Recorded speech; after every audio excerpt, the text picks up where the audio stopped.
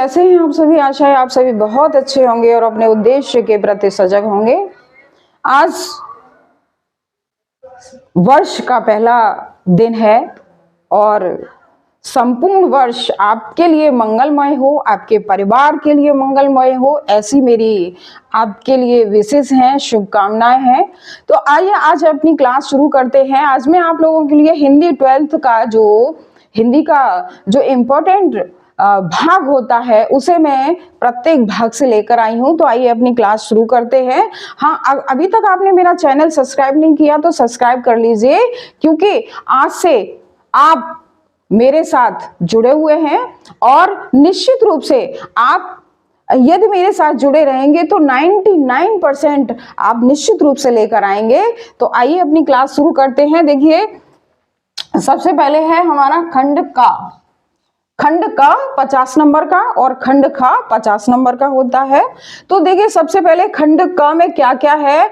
हिंदी गद्य का विकास, इसमें शुक्ल युग, शुक्लोत्तर युग और हमारी विधाएं आती हैं, जो हमारी 14 प्रकार की विधाएं हैं। निबंध, नाटक, कहानी, उपन्यास, ये सभी हमारी विधाएं हैं, इनसे रिलेटेड क्वेश्चन आते हैं। और दूसरा हमारा हिंदी पद्य का विकास है। हिंदी पद्य के विकास से आधुनिक काल है आपका भारतेंद्र युग, द्विवेदी युग, छायावादी युग और प्रगतिवादी युग। ये इनसे हमारे क्या है, 5 क्वेश्चन आते हैं। तो 5 क्वेश्चन हिंदी गद्य का विकास से आते हैं और हमारे 5 क्वेश्चन हिंदी पद्य के विकास से आते हैं।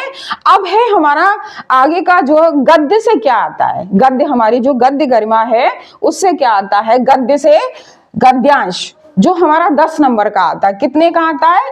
10 नंबर का। तो बहुत ही ज्यादा कम समय में आप अच्छे से तैयारी कर सकते हैं। जिन्होंने अभी तक कोई तैयारी नहीं की है, मैं गारंटी आपको देती हूं कि आप आज से मेरे साथ जुड़ जाइए और आप बहुत अच्छे से तैयारी कर सकेंगे। तो मैं आपके लिए ज्यादा कुछ नहीं लेकर आई हूं, जो इम्पोर्टेंट है वही लेकर आई हूं। तो गद्यांश से राष्ट्र का स्वरूप और भाषा और आधुनिकता, ये 2 चैप्टर आपके लिए बहुत इंपॉर्टेंट हैं। जो इनमें से 5 क्वेश्चन आते हैं, 2-2 नंबर के होते हैं और ये आपके लिए बहुत ही सरल होता है। इसमें ज्यादा घबराने की आवश्यकता नहीं है आपको।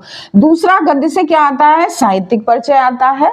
हमारे जो लेखक हैं, लेखकों का क्या आता है, साहित्यिक परिचय, जो 5 नंबर का होता है।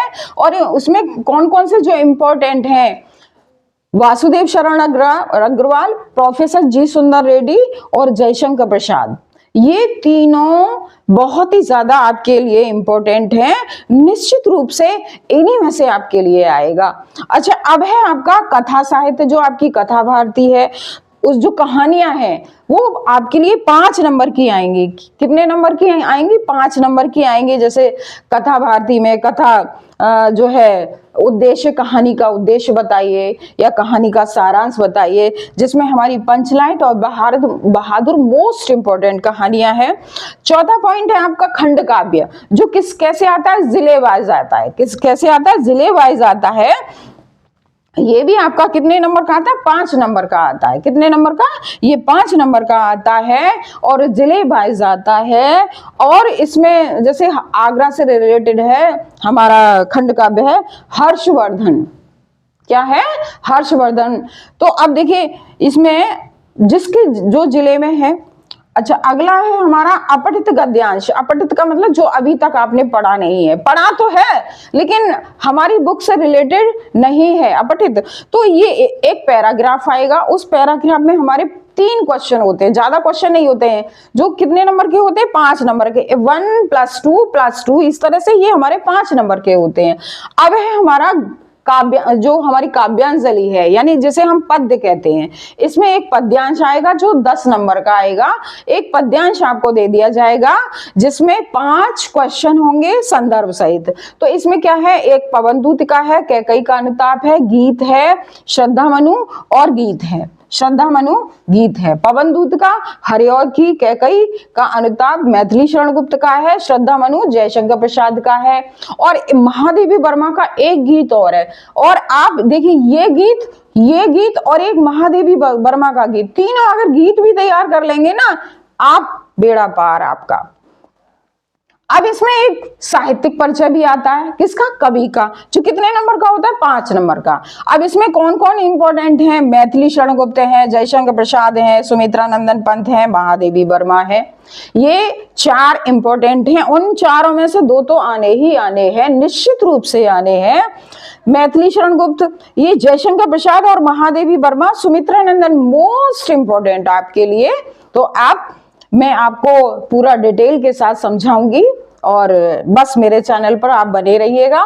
अच्छा, अब है हमारा संस्कृत खंड। संस्कृत खंड से क्या आता है? देखिए, संदर्भ सहित अनुवाद, जो कितने नंबर का है? 7 नंबर का। एक है तो गद्यांश में आता है और एक पद्यांश में आता है। तो गद्यांश में हमारा कितने नंबर का है? 7 नंबर का है, जिसमें इंपॉर्टेंट क्या है? जातक कथा, आत्मैव सर्वज्ञ, संस्कृत भाषायाम महत्तम। संस्कृत भाषायाम महत्तम मोस्ट इंपॉर्टेंट चैप्टर आपके लिए, तो ये बहुत इंपॉर्टेंट है आपके लिए। अच्छा, अब है पद्यांश हमारा, ये भी 7 नंबर का आता है। कितने का? 7 नंबर का। इस तरह से संस्कृत से हमारे 14 नंबर के, हमारा टोटल 14 नंबर का आता है। और इसमें मोस्ट इंपॉर्टेंट है सुभाषित रत्नानी। सुभाषित रत्नानी इसमें मोस्ट इंपॉर्टेंट चैप्टर है आपका। तो ये हमारा गद्य खंड हो गया। अब ये गद्य खंड जो हमारा आता है, ये हमारा आता है खंड ख में आता है। अब यहां से हमारा खंड ख शुरू हो जाता है। अब हम आते हैं व्याकरण पर। अब देखिए, व्याकरण में क्या क्या आता है? व्याकरण में लोकोक्ति, मुहावरे 2 नंबर के आते हैं। 1+1, यानी कि अर्थ भी लिखना है और उसका क्या करना? वाक्य प्रयोग भी करना है। शब्द युग्म आता है, शब्द युग्म, यानी कि एक मतलब थोड़ा जो जिसमें थोड़ा सा अंतर आता है, जैसे जलद, जलध, जलद और जलद, जलज, जलज कमल है और जलद बादल है। इस तरह से अनेकार्थी शब्द, यानी एक शब्द के अनेक अर्थ, एक शब्द के अनेक अर्थ, ये भी 2 आते हैं। 1+1 के आते हैं। वाक्यांशों के लिए एक शब्द, वाक्यांशों के लिए एक शब्द, जैसे आकाश में उड़ने वाला या आकाश में विचरण करने वाला, आकाश को चूमने वाला, गगन चुंबी।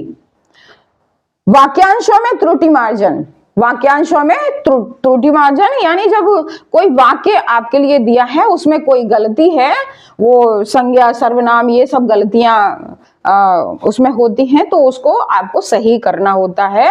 या कोई शब्द है वो गलत तरीके से लिखा हुआ है, तो इस तरह से ये वाक्यों में त्रुटि मार्जन, ये 2 आते हैं, 1-1 नंबर के होते हैं।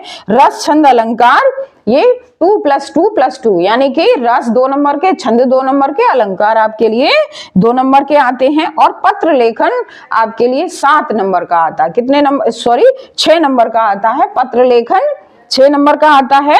और निबंध आपके लिए 9 नंबर का आता है।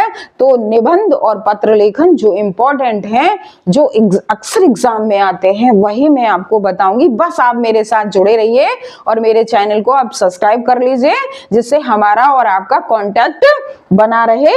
तो ये आपके लिए आज मैंने बहुत ही ज्यादा इंपॉर्टेंट ये बताया है। आशा है आप इसको नोट कर लीजिए कहीं भी, और उसे जो है आप अपने फ्रेंड सर्कल में शेयर कर दीजिए। आशा है आपको मेरा वीडियो भी पसंद आया होगा। मेरे चैनल को लाइक कीजिए, सब्सक्राइब